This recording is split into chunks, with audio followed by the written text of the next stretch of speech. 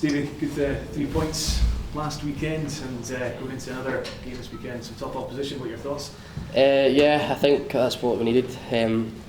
Start off the league the way we want to go forward with 3 points, and it was a tough game. To break St Mirren down, it took a long time to break them down. Just kind of give them the kind of plaudits for the way they played, because they stuck to their task up until obviously we scored. So yeah, it was a tough game, a good kind of opening game to go into, but this week's going to be totally different.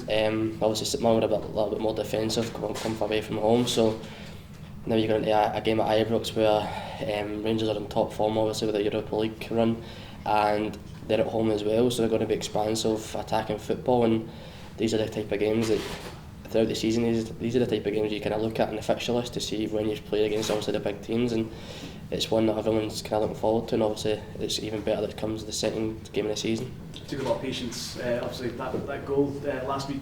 Yeah. Then you're hoping to kind of just keep at it and be patient in these matches, and with obviously great celebrations as well. It must have been a great feeling.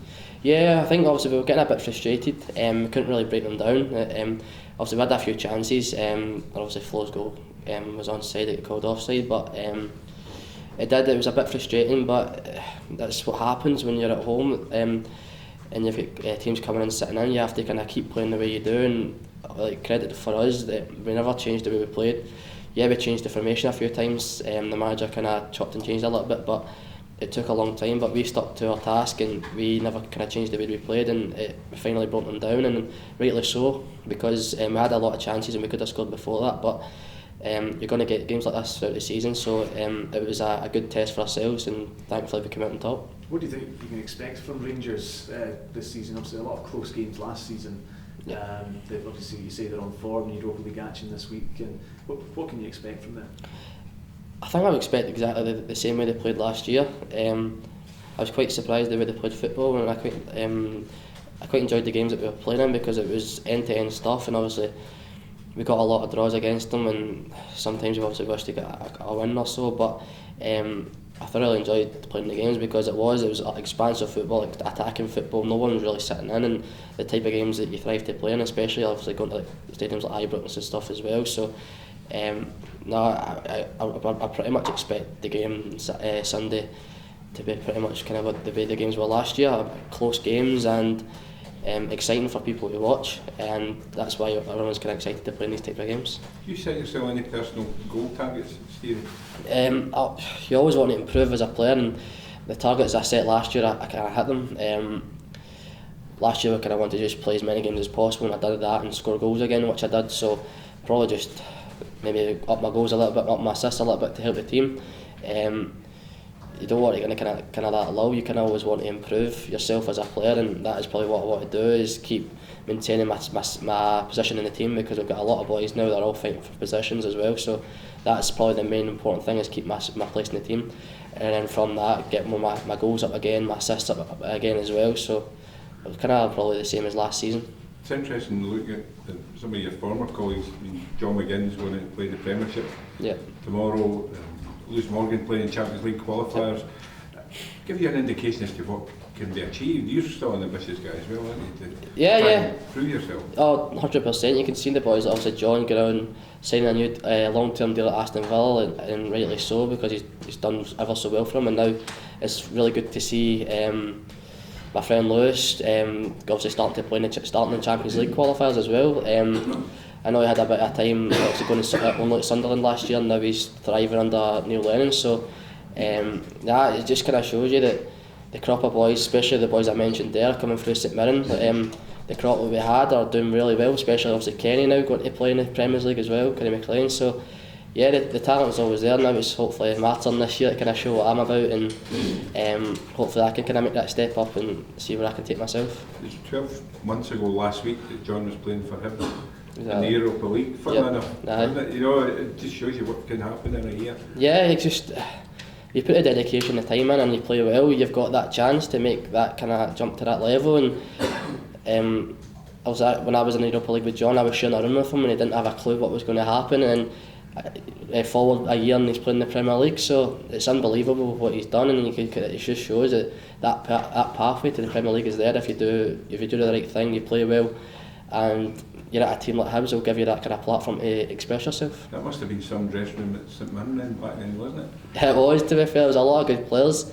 Obviously Kenny making up John and myself kind of coming through later on, so all achievement given to St Mirren. They brought through a good group of players, and we've all kind of hopefully touch wood done well, so and hopefully we can kind of continue and they can continue bringing players through.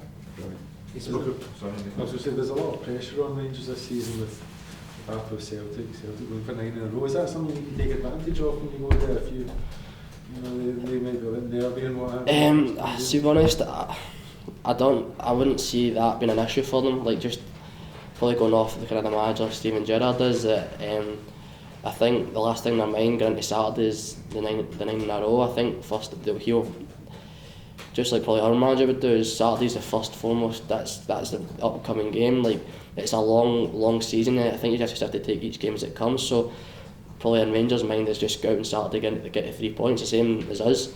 Obviously we'll have long-term achievement goals, try to make the top 4 and stuff like that, but you can only play what's out in front of you. So I think, especially with their Europa League games coming up as well, they'll take each game as it comes. Obviously their focus up until Thursday would have been Europa League, and then now as soon as that game was finished, their focus would have been recovering for us on Sunday, especially exactly what we would probably do. So I don't think they'll think about kind of Celtic and doing the 9 in a row and that just now.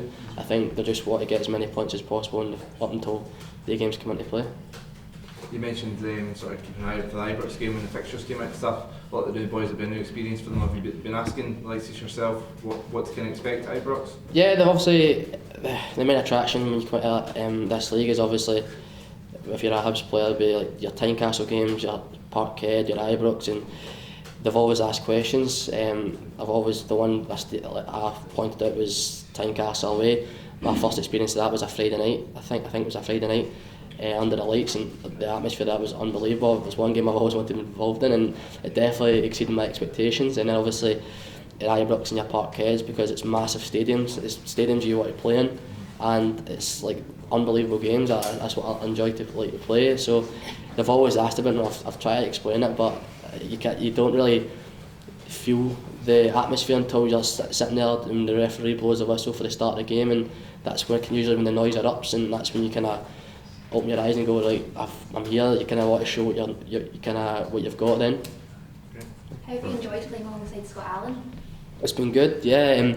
Obviously I heard a lot about him before I came, and I watched a lot of his games, especially when he was at Hibs. I watched a lot of Hibs games as well, so he's always a player I rated so highly, and it's obviously good to play. I've kind of had my fair share of a players that I've enjoyed playing with, that kind of type of attacking player. Like last year was like Ryan Gold, Emerson Hyndman, and obviously I never played with Scott before, so I was kind of looking forward to playing him. But you can kind of see the quality he has, especially the past few pre-season friendlies. But and everyone also on Saturday there, when you needed that little bit of quality to unlock a team that kind of sat in, and he had that at the right and crucial time.